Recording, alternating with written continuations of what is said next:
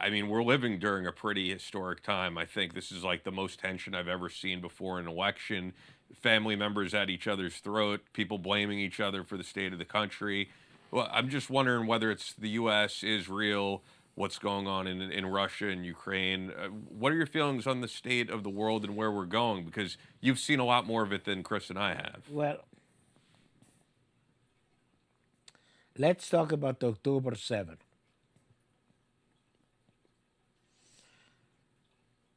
I always predicted that they will attack us. There was no question in my mind. I always said, why do you expect different results by using the same tactics? They used to throw at us 3,000, 5,000, 7,000 missiles. We went there, destroyed a few tunnels, and came back. That was not the question if we will be attacked. The question, really in my mind, that shocked me was their brutality. And a lot of people try to compare what happened October 7th with Holocaust. And I said, please don't. If you really have to make comparison, compare their brutality to ISIS. Even the Nazis were not that brutal. The other thing is, as a Holocaust survivor, I never thought that I will live and see what I'm seeing today. During October 7, I went through all the gamut of emotions. And right now, as a Holocaust survivor, what I'm seeing today, I'm saying that it's some of the most prestigious campuses in the country. Some of the brightest young people that we have, future leaders of this country and the world, when they will graduate, they will become educated idiots. Yeah. There is no such that only one side is guilty. It's true. The other thing is, like in my particular case, I did something to become homeless. Okay, I made a mistake. For Iran, they are useful idiots. And like I said, I am a firm believer that things will get better, but for the time being, for a while, it will get worse. Yeah. It's unfortunate. And I never thought that people that are coming from other countries, Middle East, received here with open arms.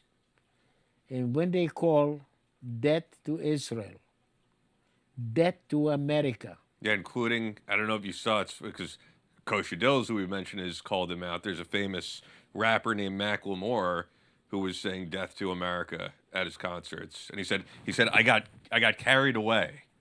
I don't think you get carried away and start chanting "Death to America." Why you are here? Yeah. Why doesn't the government send them back? This is not free speech. This is hate. Okay? And I don't understand them. If you don't like America, go back. Okay? And what people are forgetting, that Israel is not fighting only for its own existence. It's in the forefront to save the West. They're already here. People are also forgetting that some of those hostages are Americans. Right. Yeah. Right. Nothing has been done. And at the same time, this particular administration, they are forcing Israel to fight with their hands behind their back. That's how And the they U.S. they make all kinds of threats, which is very unfortunate. My wish is that Israel would become independent, a strong ally of the Israel, but to do what they have to do without constraint. And we have said that on this show, and us that have fought in wars and served have said the same thing. When they ask, and I get asked, what should we do to Israel? What should we do to help? I said, just leave them alone. Let them go take care of business. Just they know how to handle it. And that's what I said to Kedar as well. You Now, guys got it. Just stay out of their way and just let them handle it. And it would be over. It would be over by now. It'd be, and lives would be saved. they're asking to save Palestinians, civilians. Yeah. How the hell do you save them if they are held hostage by Hamas By and they are surrounded in apartments, in hospitals, in schools, and everything else, Those- in the tunnels? By the way, just for your curiosity, Chris, I'm going to ask you, okay? Don't feel bad if you don't know, because a lot of Jews don't know. Okay. How many tunnels does Hamas have? Well, I'm a Jew and I wouldn't know how many. I know it's a lot. Hundreds of thousands. They're all over the place. They're just 1,300. speaking to how many? 1,300. Each one booby-trapped. How do you I thought it would kill be them? more than that. I thought it No. would be tens of thousands. But it's to also, be you got to honest keep with in you. mind, Israel is a 300 country the miles. size of New Jersey. 300 So when miles. it's like How 1,300. how do you kill the terrorist without killing civilians? Right, we've learned that in the global war on terror, and we learned it, and the terrorists that we were fighting learned that to be a tactic, and it was passed on from Vietnam as well. It's a tactic that those that are inferior fighters have inferior capabilities, inferior equipment.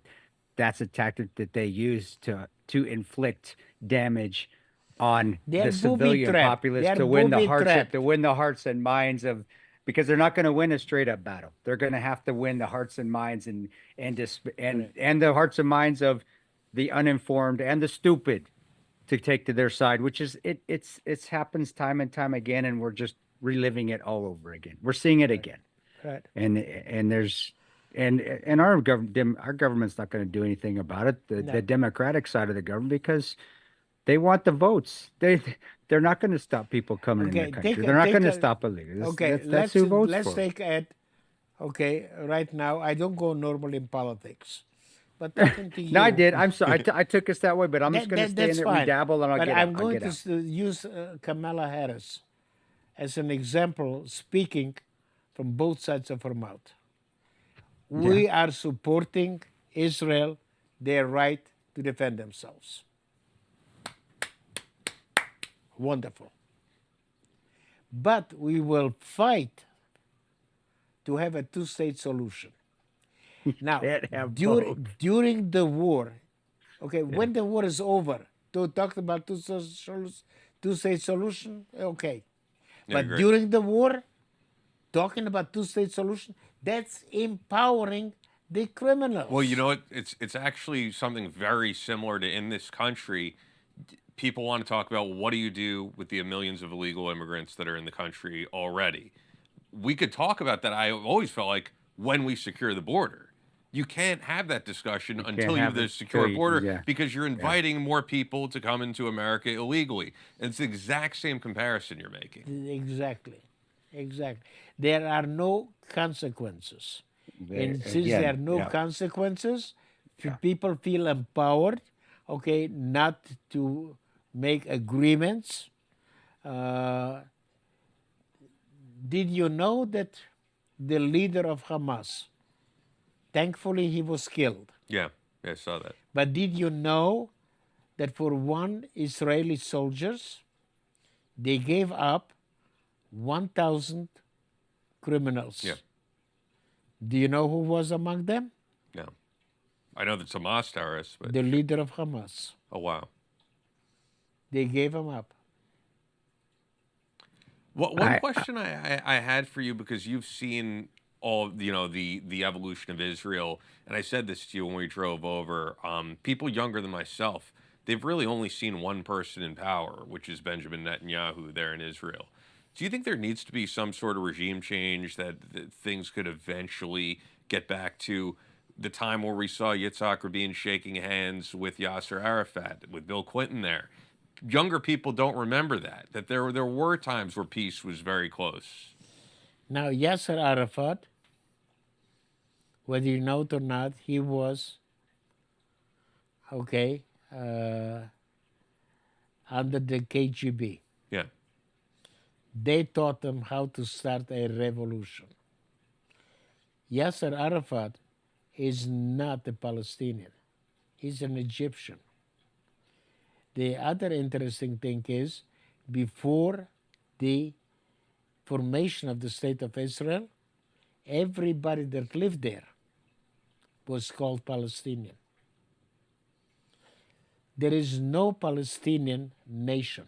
Yeah. And that includes It was Yitzhak Rabin. created. Yeah.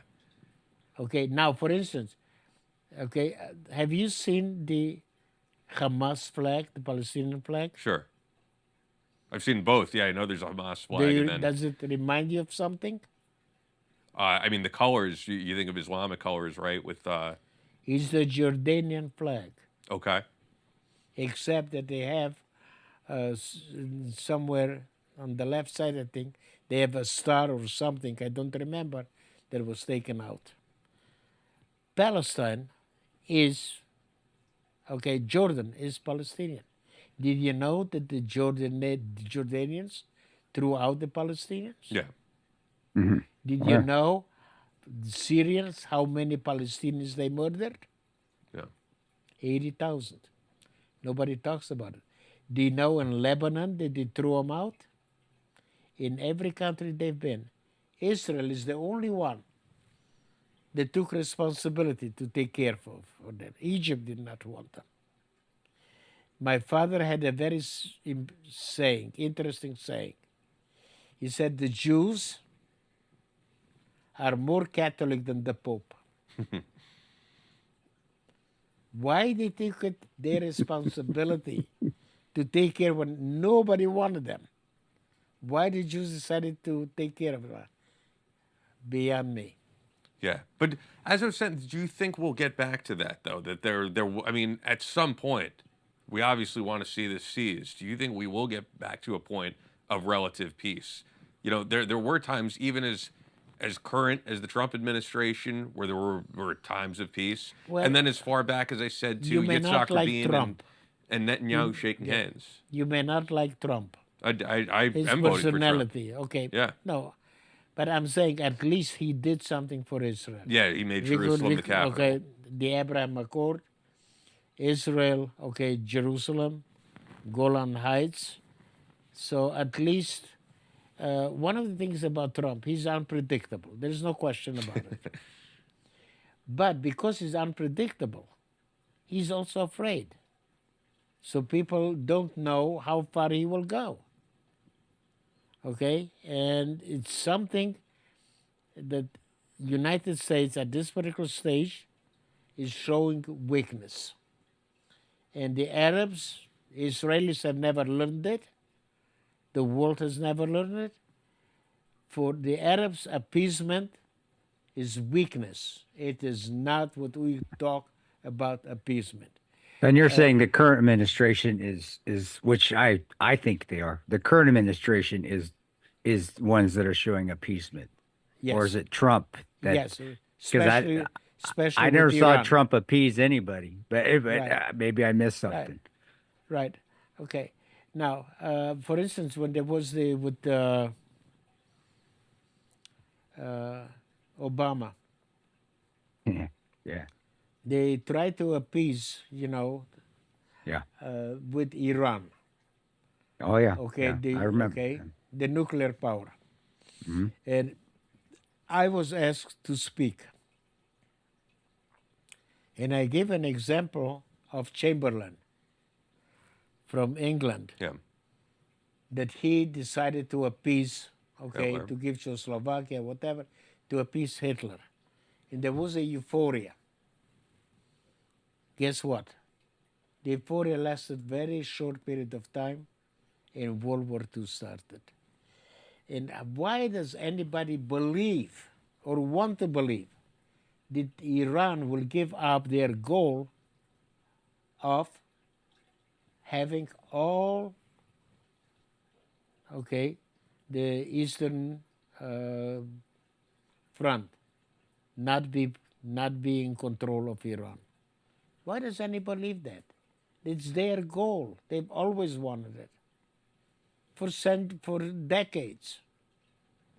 And Americans, the world, they do not understand that Israel is fighting not only for its own existence. I've said it before. I'm going to say it again, but it's also in the forefront to save the West in America. Why would you have students in this country that claim global intifada, debt to Israel, debt to America? You are received here with open arms. If you're against United States, send them back. Why are they alive to be here? Beyond my comprehension. Thanks for checking out Battleline Podcast. This is just a smaller clip from our latest episode, which you can check out in its entirety by clicking here.